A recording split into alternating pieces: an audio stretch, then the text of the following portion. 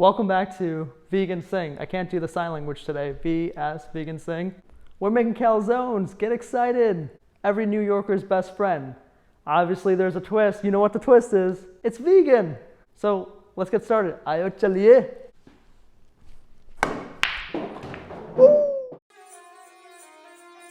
Gida. To make our dough rise, we need to activate yeast, which requires lukewarm water, sugar, and obviously yeast. No salt because it's poison. Let this sit for about 20 minutes and then we'll go ahead and add it to the flour. Use the machine to knead the dough for 5 minutes on medium speed.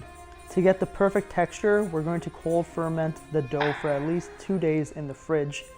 2 days later, haha, no, I'm just kidding. I had already prepared this beforehand. You can see that the dough is airy because of the impact of the yeast. Time to roll it out. So take your desired portion, add a little bit of oil to help with the rolling of the dough. Story time. So the first time I ever heard of a calzone was when I saw Seinfeld and George was eating it in the Yankees meeting.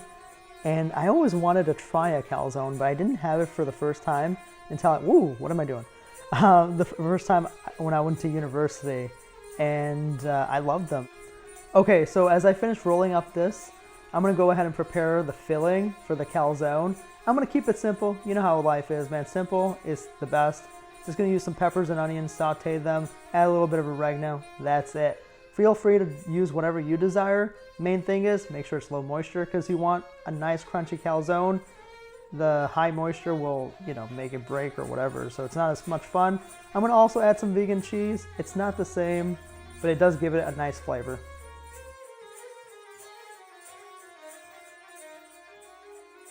This is a tricky part, folding the calzone. It took me a while to figure this out.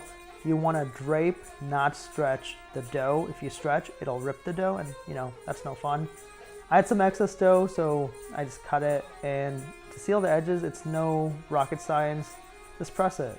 Nothing fancy here.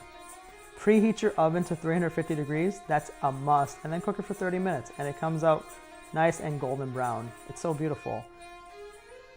You gotta add a little bit of Midwest flair, so I added some giardiniera. It's a great side. Thank you for watching today. I hope you guys enjoyed the episode.